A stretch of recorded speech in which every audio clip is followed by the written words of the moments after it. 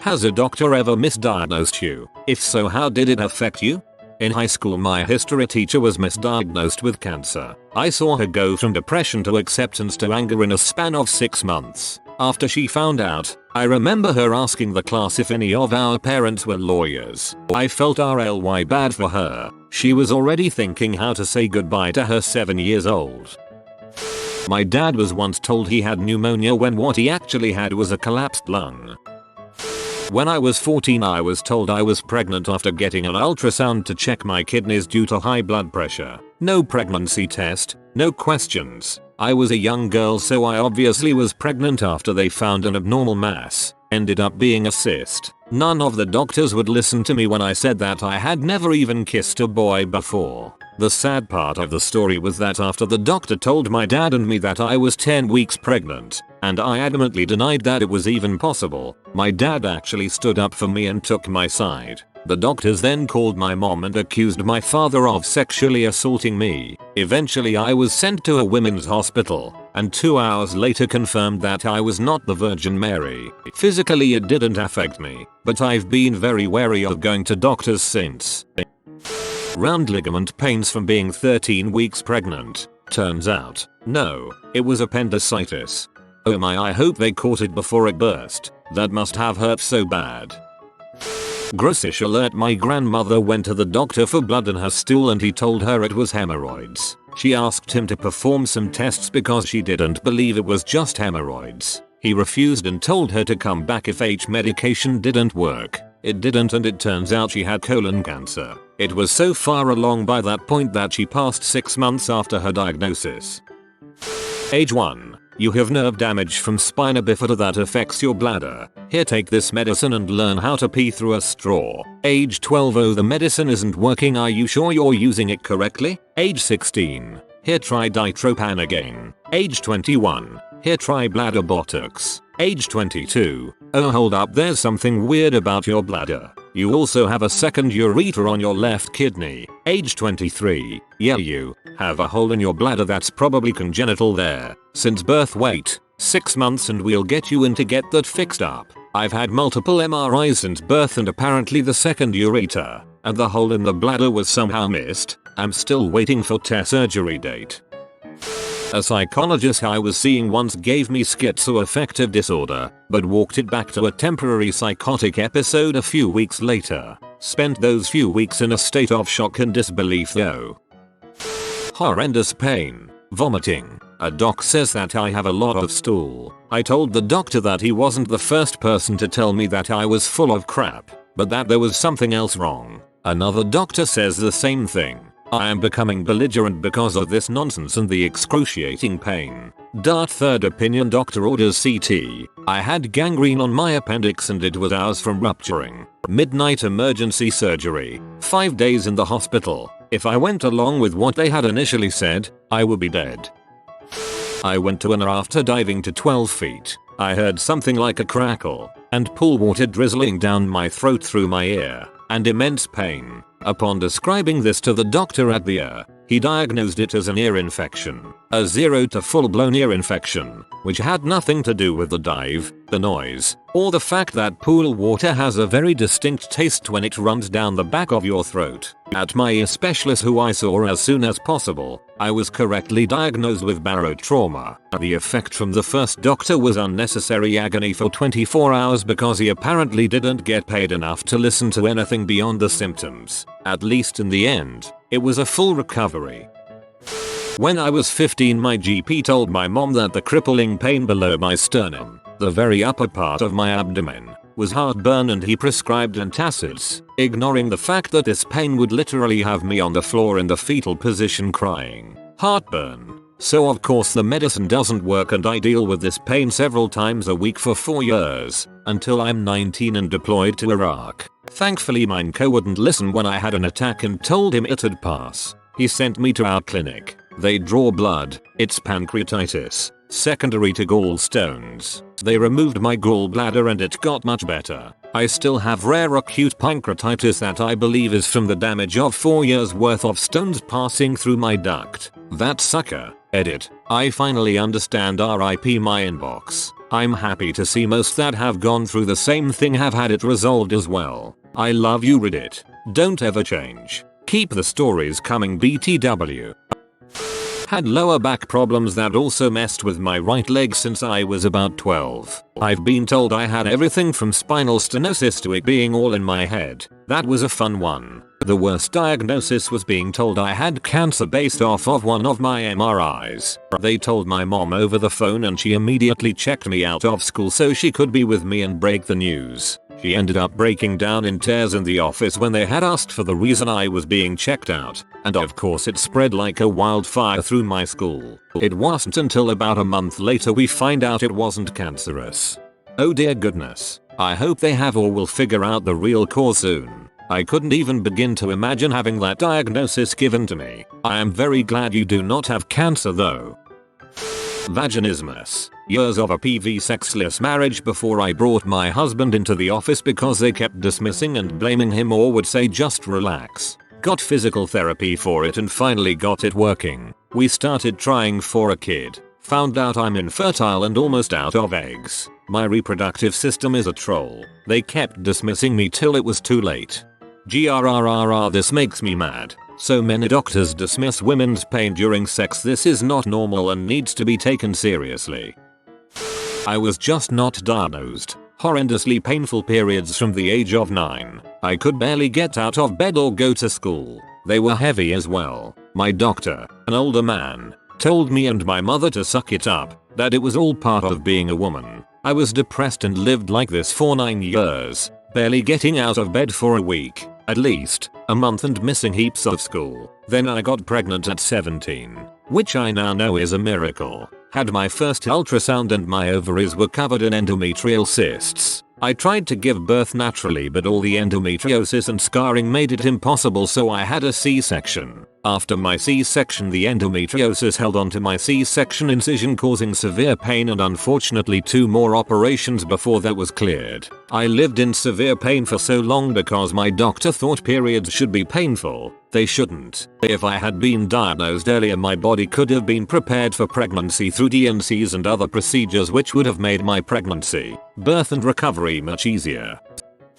I went to the doctor with really bad food poisoning and he told me it was nothing and that I should eat something like digestive graham biscuits because I hadn't eaten for 3 days. Turns out that's the absolute worst thing you can do with salmonella, as it strips your stomach lining. It felt like I'd eaten a bunch of razor blades. I ended up in hospital for the pain and nobody told me what was wrong with me until after I was released. I would never have known if it wasn't for the phone call from the Center of Communicable Diseases.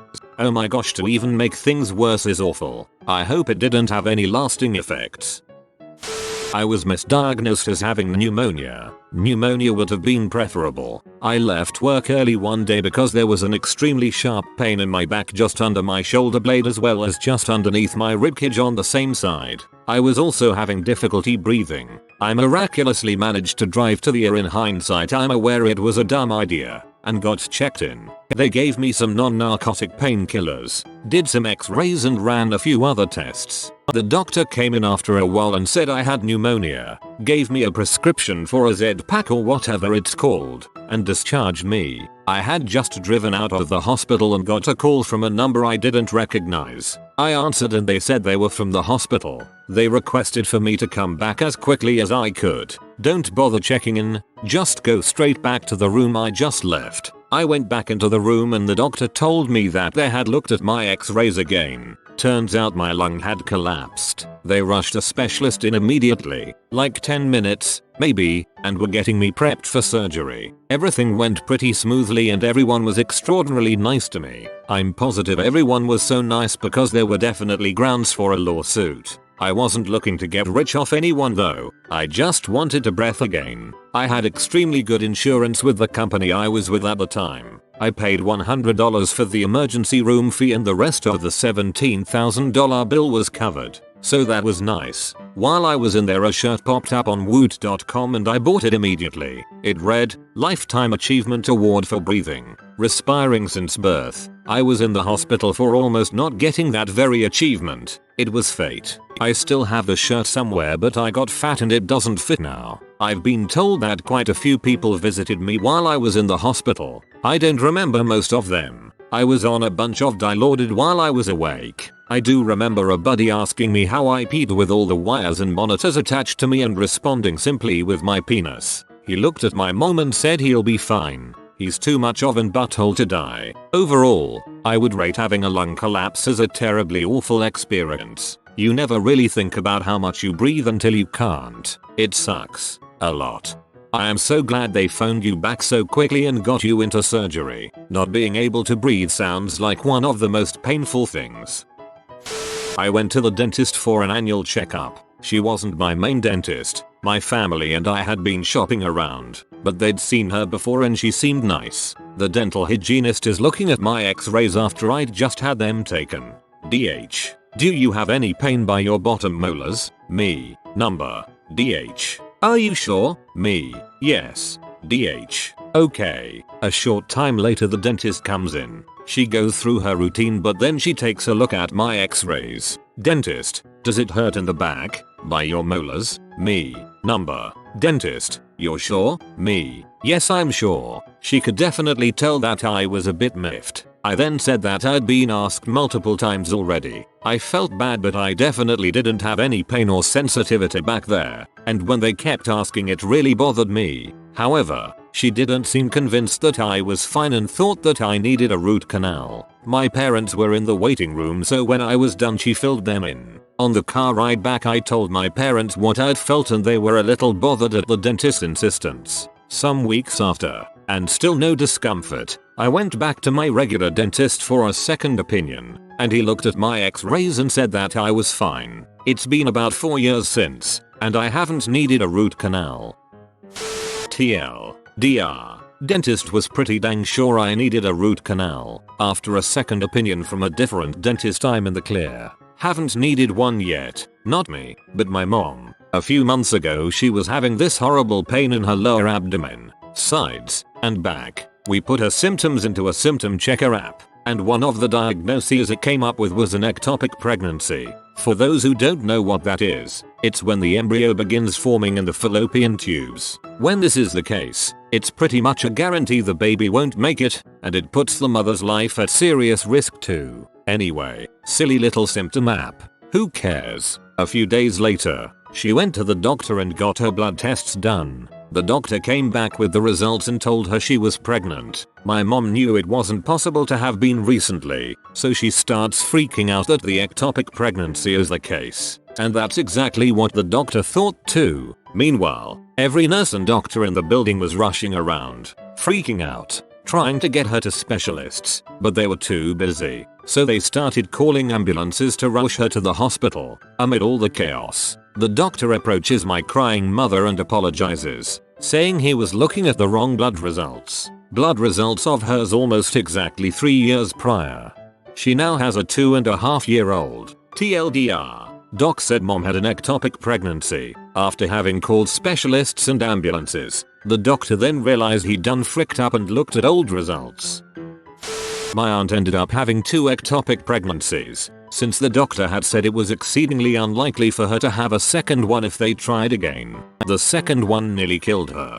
They ended up adopting after that, since she was unable to get pregnant again anyway. I was told by the receptionist at A&E that I should go home because it's probably a migraine. It was bacterial meningitis. Yeah, never listen to the receptionists. They always have ideas above their station. Not a real misdiagnosis but a problem with the medicine I was prescribed. I had an eczema problem when I was a kid and my doctor gave me antibiotics and other medical creams to use. I used it for a couple of months and went to see her somewhat regularly to get updates but my fingers never got better. I was starting to believe that I was gonna live the rest of my life with wrapped up fingers leaking fluid all the time. Then we went to another doctor who told us I was allergic to the antibiotics and should have been given something else. Went on Friday and by Monday my fingers were almost back to normal. Thank gosh it was treated properly and is better now. I couldn't imagine living with that for a short time, let alone forever. Does undiagnosed count? Autoimmune disease, Hashimoto's, and hypothyroidism, for decades. Doctor decided I wasn't autistic as a child because I'm a girl. Was later diagnosed after the depression it led to landed me in the emergency room. I am overweight. I don't sleep enough. I am exhausted all the time. I bruise easily. It feels like I have full body arthritis on a bad day. For years my doctor has said, "You're fat. Lose weight." For years I have refined my diet, upped my activity level. I got a little less fat. Still didn't sleep. Body hurt more. Brain tumor. It was tumor. Granted the best kind of tumor. Small and benign. It destroyed my self-confidence. I went through years of frustration and self-doubt. My health continued to suffer as the tumor grew and completely shut down my endocrine system. Dealing with non-functioning endocrine system is something else, but at least I know what is wrong.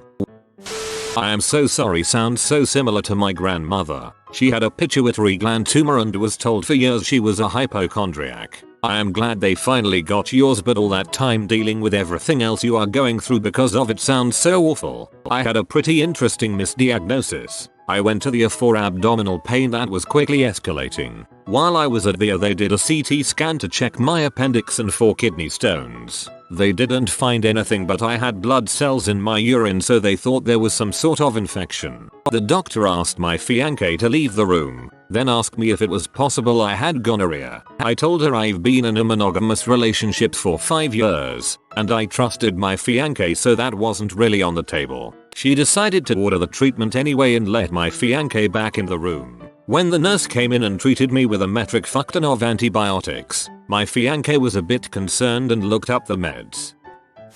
Yup, definitely gonorrhea treatment. So I got to deal with a kidney stone and a super pee-off fiancée for a few days before we went to another doctor who actually looked at my history and realized it was a uric acid kidney stone. Had been diagnosed with gout a month before. Thankfully my fiancée didn't leave me, but my misdiagnosis almost caused me to lose the love of my life. Not misdiagnosed but underdiagnosed. I was seen in an emergency room 3 different times for chest pains and was always discharged, even though they admitted that my EKG was irregular, because I didn't have insurance.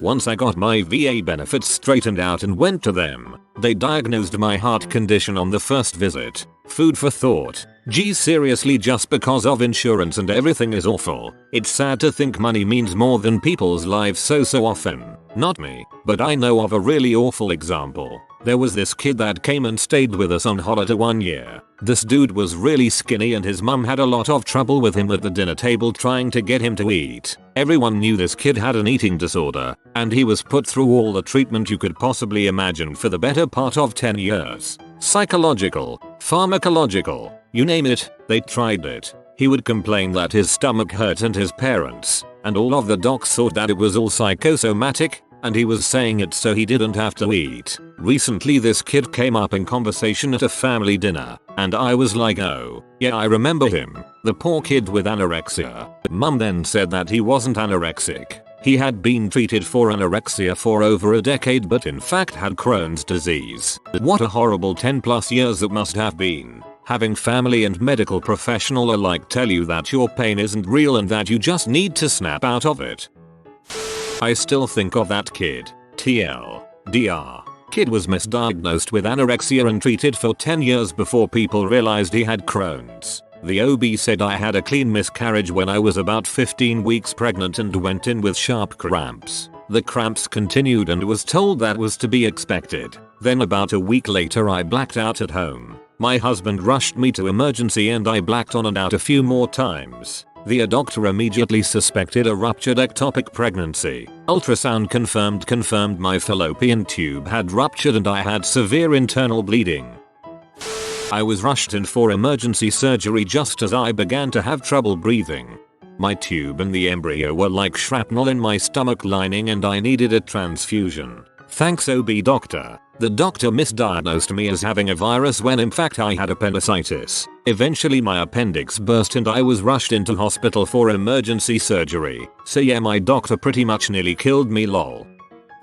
I had a doctor diagnose me appendicitis but I had a virus. Fortunately I stopped him before he operated on me. I asked for an ultrasound. Oh, forgot this one when I commented earlier. In March this year I got pregnant. Planned and very much wanted pregnancy. Much excitement. 2 days later I woke up with cramps. Went to the bathroom and saw bright red blood. I went to the ER where they did the following. Did not look at the bleeding to assess the amount. Did not ask me to go to the toilet and check if the bleeding had continued, worsened or stopped. Did not perform a transvaginal ultrasound. Did not perform blood tests. Based on one 10-minute conversation with me, the doctor said, yeah, you've had a miscarriage, and pretty much discharged me on the spot. I was absolutely devastated. Went home, cried all day, as you'd expect. Then I started googling and learned that red blood in early pregnancy, especially after a bowel movement, does not always mean miscarriage, and that cramps in early pregnancy are super common. Went back to my GP, who said, let's test your HCG, pregnancy hormone levels, over a few days. If they're still rising, you are still pregnant. I also had an ultrasound to check if it was an ectopic pregnancy.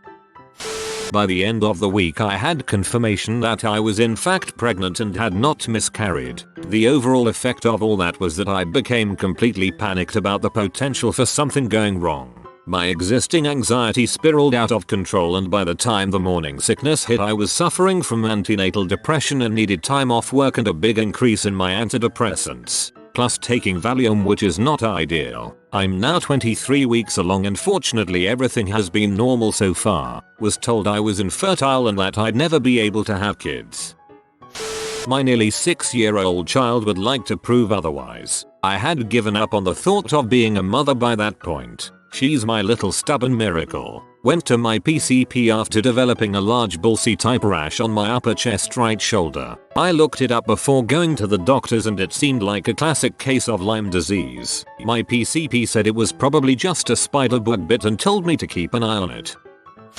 A week went by and it was still there. I also had trouble sleeping. Went back to the PCP and told him my symptoms and showed him yet again the big butt bullseye rash. He called another doctor in for his opinion and that doctor instantly said, yeah, that's Lyme. Start treatment. In the last 2 years I have had a doctor misdiagnose glandular fever, BONO, as tonsillitis causing a terrible rash and ruining a holiday. And I have had a doctor misdiagnose appendicitis as a bad reaction to antibiotics.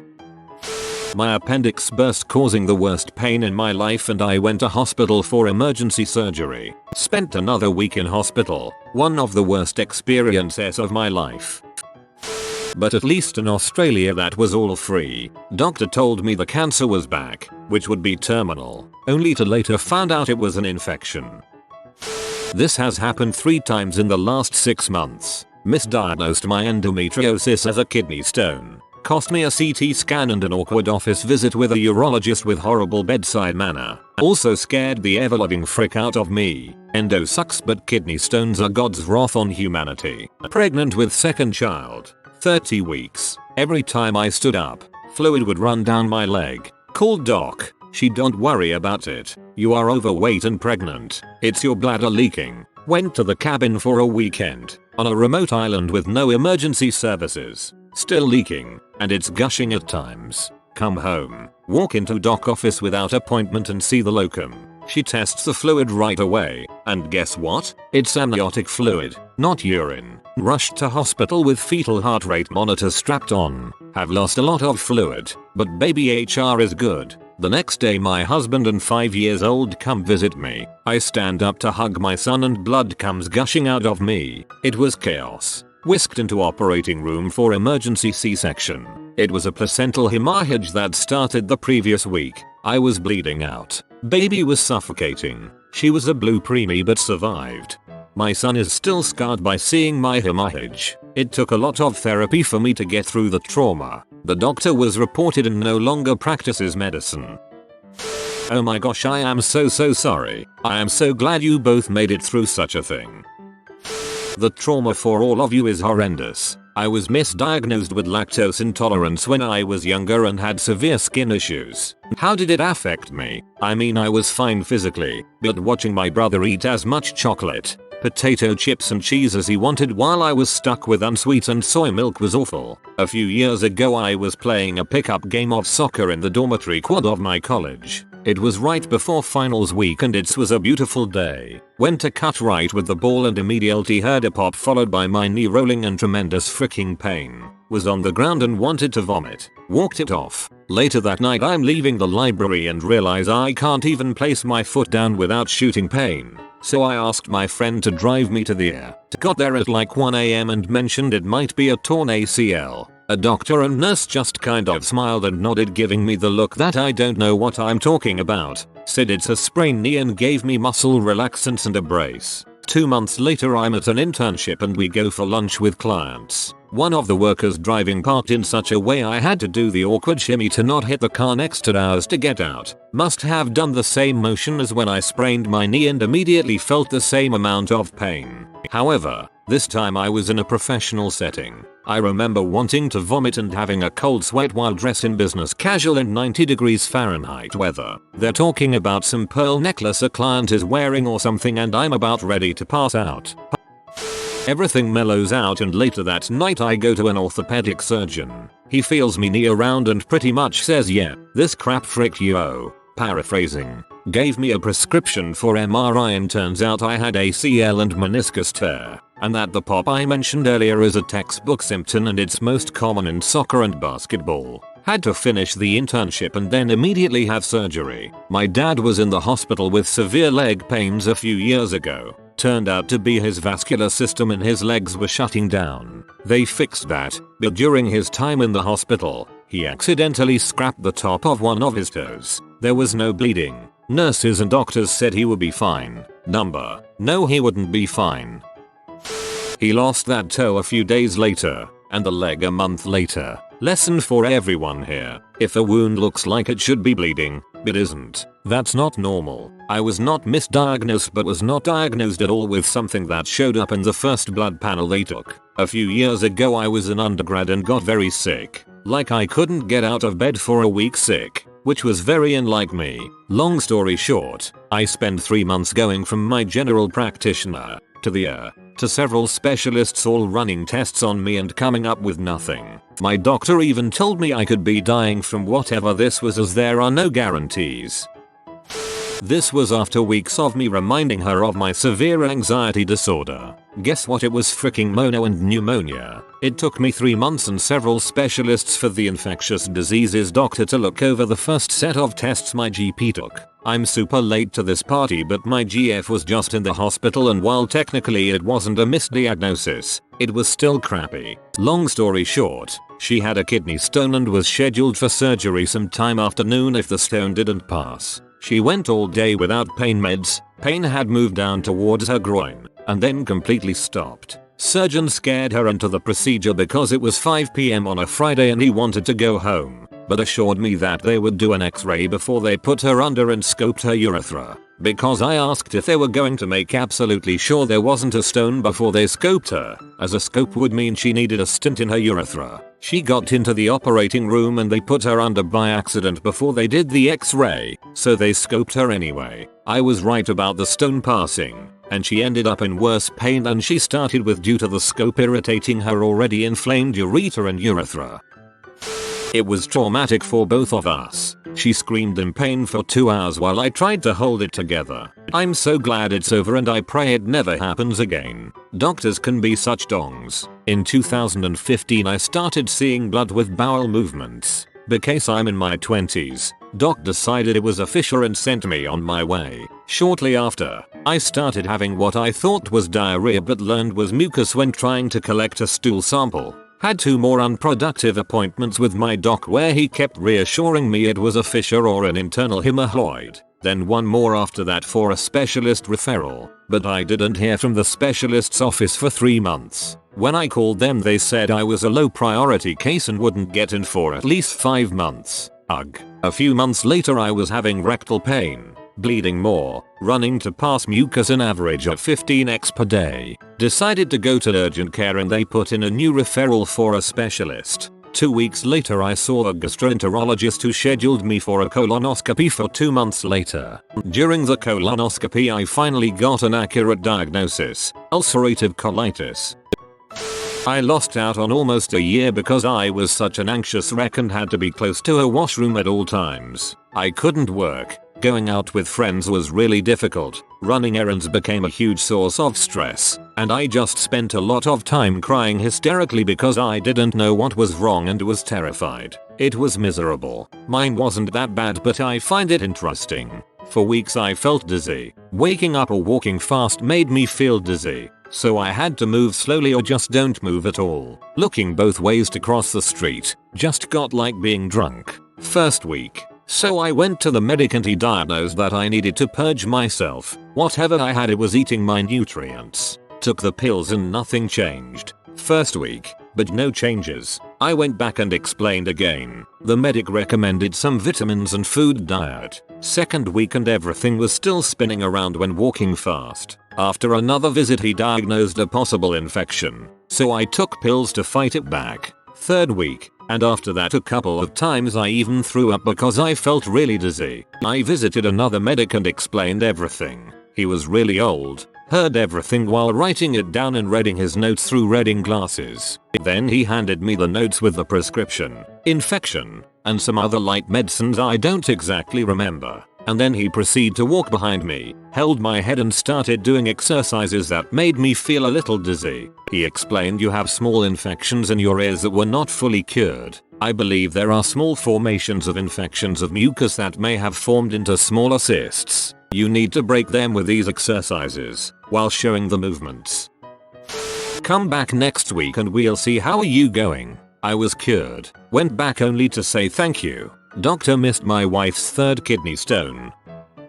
So she lived with a kidney stone just chilling in her kidney, causing her all sorts of pain, and she was diagnosed with stress and some sort of urinary or bladder infection. One day she keeled over in pain BC that stone was coming out. At 3 months she was taking drugs she didn't have to. Big time. About 10 years ago I was misdiagnosed by my doctor, for a year, as having type 2 diabetes when I actually was getting type I. Spent the year watching what I ate, by the ounce, taking $400 a month worth of diabetes drugs not named insulin, Actis, metformin and glucophage, while having average blood sugar around 300 and losing over 60 pounds. And I was not fat to begin with. The nurses at my carb counting class during the first week I was diagnosed told me I wasn't type 2, but was type 1, and they would give me insulin right away. They had been nurses for 20 years and knew better. Turns out they were right just by looking at me. I told them what the doctor had diagnosed, and they both flat out said he was wrong. He took blood 3 different times and just gave me more meds. Finally saw real docs at the Barbara Davis Center in Denver and was on insulin within an hour of the appointment. I gained almost 10 pounds back that first week and my blood glucose dropped 150 points. I asked the docs at the BDC if I should sue my old doctor. I could have died or spent a lot of time in the ER that year, and who knows what permanent damage was done to my body during that time. They said there would be a lot of people being sued since doctors misdiagnose diabetes late in life all the time. That's just pathetic, in my opinion. Not me. My husband. He had pain in his chest after falling, was diagnosed with pulled muscles and went to physical therapy for 6 months. The pain was getting worse, so he was sent for more tests. Doctor said it was COPD and thought he might be getting pneumonia. A few days later he was admitted to hospital because of trouble breathing. They ran all sorts of tests on him. We were then told we had to go out of town to urologist. We were then told that there was no reason to see him as it was too late to do anything. He had stage 4 lung cancer and only had a couple weeks left to live. He lived for almost 4 months. Almost died from spider bite traveling towards my heart when 6. He just said it was an inflamed nerve. When I was very young and had just started eating baby food, I would always get sick when fed sugary baby food. Apparently I would vomit for 8 hours straight after my parents would try and feed me. After a couple of ambulance rides and many visits to children's hospitals, I was diagnosed with hereditary fructose intolerance. This basically means that my body doesn't produce the right enzymes to break down fructose, one of the most common sugars, and my liver would kinda freak when it saw processed sugars. The diagnosis pretty much meant that I would have a failing liver in my teens and be dead in my 20s. But hardest of all, no eating fructose ever. The list of foods I couldn't eat is too long to try and write out, but it ranges from candy to bell peppers and carrots, After around 10 years living with my crazy diet and having a couple of inconclusive genetic tests, one test finally came back conclusive, telling my parents if I actually had the hereditary disease. Turns out I never did, and that was the end of that. Years of eating normally. Later some nurse mentioned a recent discovery that me and my parents think explains my misdiagnosis. There are these temporary extreme allergies called FPIs. This is the goodest flyboy. He will bring you 10 years of happiness in exchange for a like on this video. I hope you enjoyed the video. If you are new to the channel, you can subscribe. I publish new videos every day. Until then, check another video, or don't. Either way, have a great day you magnificent people.